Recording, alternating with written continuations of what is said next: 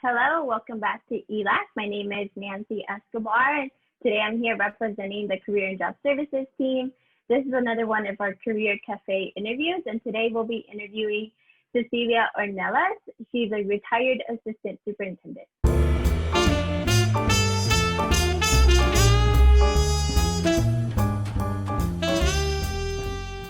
Hi, Cecilia. Thank you so much for joining us today. Why don't we get started by letting us know what position you're currently in and what led you into this specific career path? Okay, so with regards to my career path, I became a teacher on an emergency credential. Back in the old days, we got emergency credentials. And if we spoke any kind of Spanish, we were immediately put in a bilingual classroom. So, which I did. I became a bilingual teacher and started my career and taught for about 7 years. And then I went to law school. And that was tough. I always wanted to be a lawyer, but I was teaching, and that was tough because of my family and my commitments at home.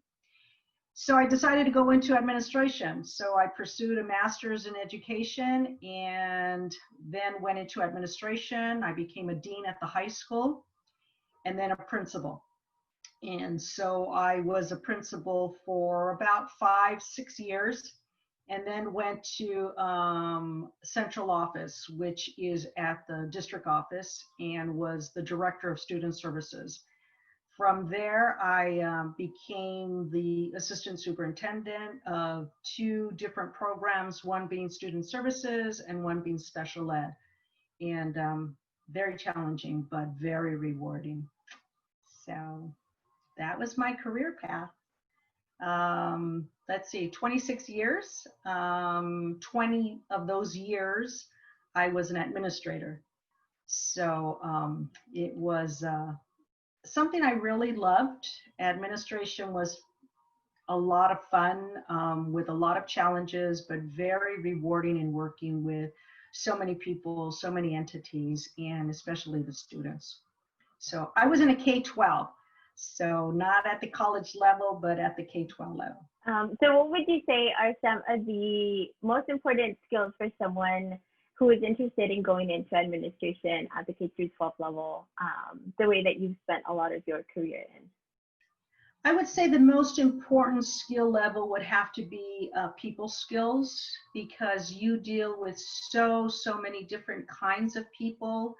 You deal with staff and district and boards and community and parents and teachers and students.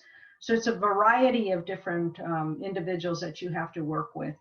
And so I think the most important is skills. Communication would be the next. And of course, being genuine. You have to have a sense of trustworthiness. People have to be able to believe in you and trust in you. And, of course, the knowledge always comes with that, and being up to date on what's happening with the schools, with the policies, procedures. So you have to be up to a lot of things, but I would say if I were to just pin it down to 3, being knowledgeable, being a people person, and having the communication skills. What do you enjoy most about the work that you do, and are you working on any current exciting projects? Okay, so the most exciting thing that I like doing is interacting with the students. I really enjoy that because you learn so much from the students. There might be something that you think, oh, is just so dynamic and it's working, and then you get a different perspective when you really talk to who it's affecting, and that's the students. Projects that I'm working on, I'm not working on projects because I'm retired, but I'm always open when I'm needed. I do sub as an administrator, and I really enjoy working with the alternative education, which is those students that are incarcerated. I really enjoy working with them. So that is, that's the most, the fun I have. Can you tell us actually a little bit more about working with the incarcerated population? Sure, absolutely. So after I was an assistant superintendent, politics set in, and the board changed, and all of us at the district office were released. So I went back to what I enjoyed the most, and that was being a principal. I really enjoyed being a principal. And I found a new love of my life, and that was working with incarcerated youth. So I was a principal at 4 different sites in the Malibu Canyon, Santa Monica Malibu Canyon. And so I had 3 camps and one, it was kind of like an off-site center where they worked with students that were mental. They had a lot of mental challenges. So they're students, they have to go to school. They're high schoolers, but we did have a few middle school students that were 11 years old. And at the camps, they were there from 3 to 9 months. And then I transferred to Central Juvenile Hall, where I was there for 2 years, and that's in Boyle Heights. And they are there from 1 day to several years if they have to, depending on when their sentence are, when they're adjudicated. Many of them have mental challenges. And so that's always, a challenge for us as administrators and teachers. But it takes a special person, and working with them, you're not only working with them, you're working with probation, with mental health. So there's a lot of entities that you have to coordinate with and be a part of. But they're students with their own challenges, but you love them and teach them, and life goes on.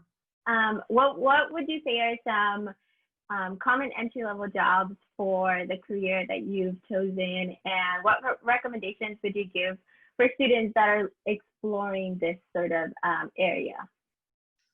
I think a lot of the entry levels are just getting inside of any kind of school system, whether you're volunteering, whether you're a paraeducator, whether you're subbing after a credential. I think it's just really exploring the different levels, because someone could be really good in early child development, early early childhood. They could also be really good at, K-12. But even in K-12, the lower level grades, the middle school, and of course the high school. So it's just really just exploring them. Anyone that is going into a credential program, I always advise them to sub at different levels so that they find their niche in what they really like to do, and the clientele that they like to work with, because not everyone is suited for elementary, and not everyone is for middle school or high schoolers either. So and then you have your special ed population as well. So someone that has a desire to go into working with special ed students, which is so wonderful. That also takes another different kind of person to deal with that population. So it's just really exploring and, shadowing and volunteering, and just getting your foot in the door and seeing where you fit. And then last question, Cecilia, is if you could do it all over again, would you do anything differently? Is there anything in hindsight that you feel would have prepared you a little bit more for this particular career? I would not change a whole lot, with the exception that I wish I would have worked far longer with the incarcerated, because now as a retiree, that's my passion, to go back and work with them, to continue to work with them in any which way that I can, and to really get into restorative justice. So, with my law, background, I enjoy it, and I just think there's a lot of work to be done. And so I continue it. I'm retired, but not fully retired. I don't think I'll until maybe, I don't know when I'll fully retire, when my husband does maybe, but I'm not ready yet.